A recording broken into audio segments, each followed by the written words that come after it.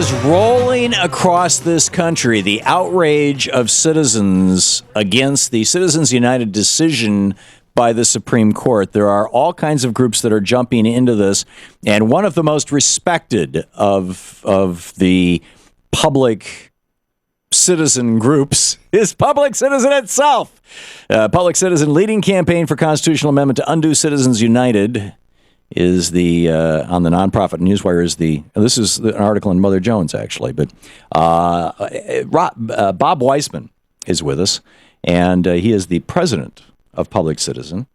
Rob Weissman, right? Rob? That's right. Hey, Tom. Hey, Rob. Welcome back. Thank you. Thank you for joining us. democracyisforpeople.org is a website that Public Citizen has put up to talk about possible texts for constitutional amendment. Do I have that right? That's right. Radical notion. Democracy is for people. Yeah. Well, it seemingly is. In fact, in the third hour of this program, I've got a friend who's filling in for me as a host, and I'm going over to Bloomberg to debate Bradley Smith, the former chairman of the Securities and Exchange Commission, on this topic. He's taking the position that, Citizens United is perfectly rational, reasonable. This is, how it should be. I think Americans are waking up to the fact that that's nonsense. Yeah, I think the deal is exactly what you were saying. People overwhelmingly oppose the Citizens United decision. We know that from poll data. We know that from just sort of common sense. If you ask people about the idea that corporations should be treated as people under the Constitution, they look at you funny, like something's wrong with you, unless they're in the world. Unless they're Mitt Romney. Well, Mitt Romney looks at you funny anyway, but that's a different issue. Yeah. And people, by unbelievable margins, think that corporations have too much power over the political process, and by strong majorities, they support amending the Constitution to undo Citizens United. The problem is that although there's strong support for these positions, people aren't sufficiently mobilized yet, and that's the real question. Can we move from just this general support to really active engagement and a aggressive demand for a constitutional amendment? Right. So what is Public Citizen doing to make that happen? Well, we're working with allies, across the country. We're really keen on the state and local resolutions that are starting to spread. As you know, Los Angeles has adopted one, Oakland has, Albany has, New York is in the process of adopting one today. We're starting to. California just has one introduced in the state legislature. We're going to see that happening in states across the country. And with many of our allies, we're pointing to January 21st, which is the 2-year anniversary of the heinous decision, Citizens United, for a national day of action. And we're going to see people in hundreds of places across the country demonstrating, holding forums, holding teach-ins, building awareness of Citizens United, but also going beyond that and demanding a constitutional amendment to remedy this problem. Yeah, and that's quite remarkable. I'm looking at the amendment, text 1 and text 2, your proposed amendments, and the fact page, the FAQ page on your website.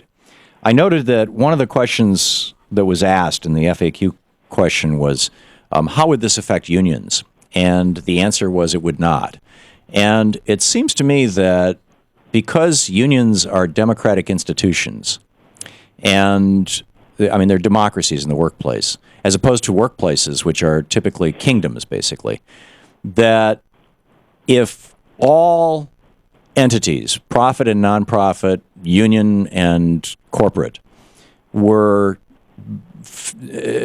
denied personhood, and only human beings had personhood, that unions would still have an enormous advantage over corporations, because if the head of AT&T sends out a letter to all his employees saying, I really think you ought to vote for Romney this year, and please show up to help get out the vote, most of the employees are going to go, why should I bother?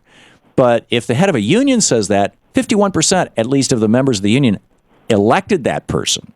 And so the union would still have the ability to mobilize its people even if it couldn't use money. So I'm curious your thoughts on that. Yeah, well, I think there's a few issues, and I have to say that we haven't updated our websites. We've pushed by people like you. We've actually adjusted what our positioning is on this, although these are tactical questions for us and not principled ones. Our principled views haven't changed.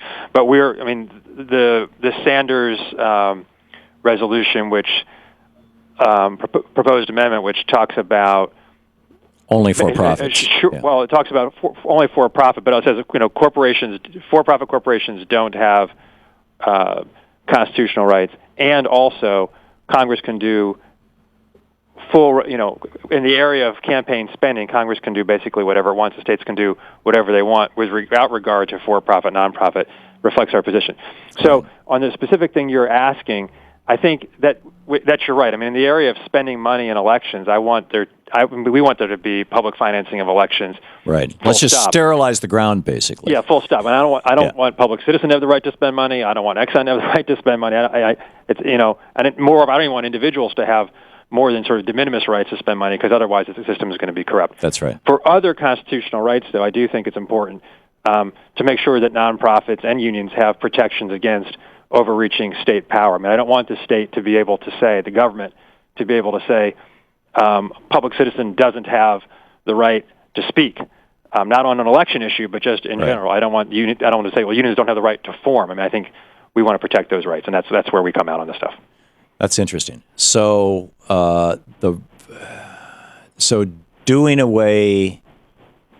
Well, how could a law be passed that would prevent a corporation or a union or anybody else from speaking in a way that wasn't specifically political? I mean, it would be basically like banning advertising, wouldn't it? Or banning press releases, or. Yeah, I mean, public citizens. The organization Public Citizen speaks all the time. We actually don't do election-related activity, although some de minimis, really small amount of stuff.